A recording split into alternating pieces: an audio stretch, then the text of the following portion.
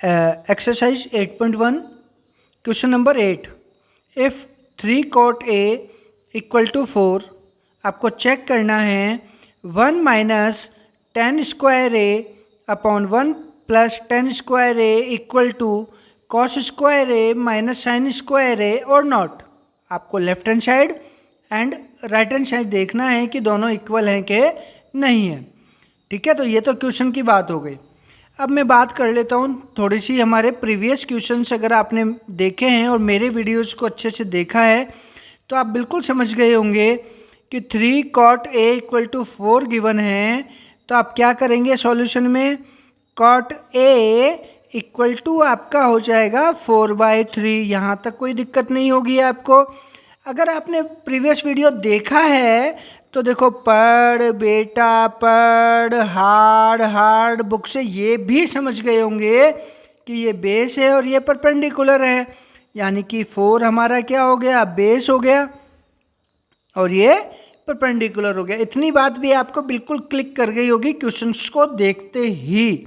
ठीक है, अब इसके आगे बात करते हैं। इसके बाद मैं बार बार बोलता हूँ पाइथागोरस थ्योरम यूज करनी होगी आपको।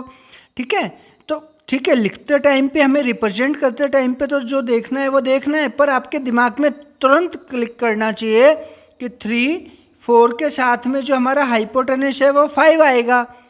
पाइथागोरस ट्रिपलेट वाली वीडियो को जरूर देख लीजिएगा, पाइथागोरस ट्रिपलेट्स क्लास 10th। उसमें जितने आपके चैप्टर में या फिर प्रीवियस एग्जाम्स में पाइथागोरस ट्रिपलेट्स यूज किए गए हैं, आप याद कर लीजिएगा। तो एक ब्रेन में अगर अपने आंसर होता है तो मिस्टेक्स के चांसेस थोड़े कम हो जाते हैं। ओके, चलिए सॉल्व कर लेते हैं। फॉर्मेलिटीज़ तो पूरी करनी ही पड़ेंगी।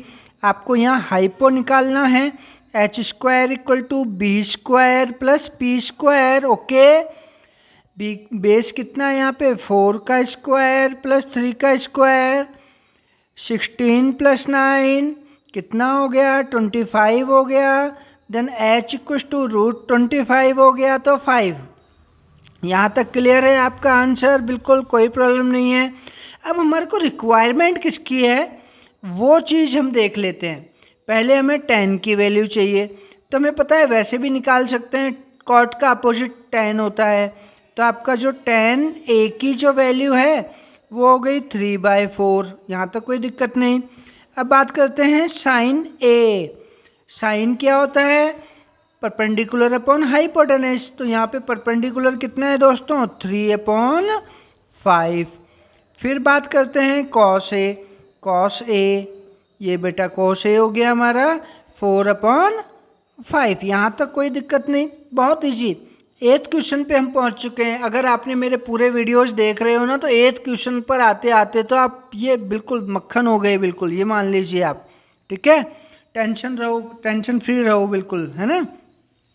टेंशन रखो कि हमें अगली एक्सरसाइज 8.2 के अंदर क्या सीखना है, और वो भी ऐसे सिखाऊंगा कि चुटकियों के अंदर। आज तक आपने ऐसे ट्रिक्स है ना आपके स्कूल टीचर्स ने पढ़ाई होगी ना कहीं पढ़ी होगी। तो 8.2 के लिए आप रेडी रहिए, हम क्वेश्चन 8 पे आ चुके हैं। ठीक है, चलिए, और समझ में आ रहा है तो कमेंट जरूर कर दो। जो देख रहा है कमेंट जरूर करके बताओ कि भाई साहब समझ आ रहा है कि नहीं आ रहा। हाँ, एक बात और, मैं आपको सॉल्यूशंस नहीं कंसेप्ट सिखाने बैठा हुआ हूँ। क्या दिखा रहा हूँ, कंसेप्ट्स। ध्यान रखना इस चीज़ का वेरी वेल। आपको चीज़ें समझ में आनी शुरू हो जाएंगी। आपका जो फियर फैक्टर है ना मैथ को लेके, वो निकलना स्टार्ट हो जाएगा। सिर्फ इसलिए वीडियोज बना रहा हूँ। ओके, चलिए आगे बात करते हैं। अब बस ये जो वैल्यूज़ थी आपकी 10 साइन कॉस ए, वो हमें यहाँ पुट करनी है। कर देते हैं साहब। तो 1 माइनस 10 की वैल्यू थी 3/4 का स्क्वायर अपॉन 1 प्लस 3/4 का स्क्वायर। ओके, इक्वल कॉस कितना था हमारा, 4/5 का स्क्वायर माइनस 3/5 का स्क्वायर। डन।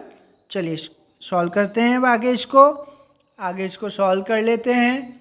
इसको सॉल्व करने के लिए अब आप देख लीजिएगा क्या सॉल्व करना है हमने। ठीक है, यहाँ 1 है, 1 एज इट इज रहेगा।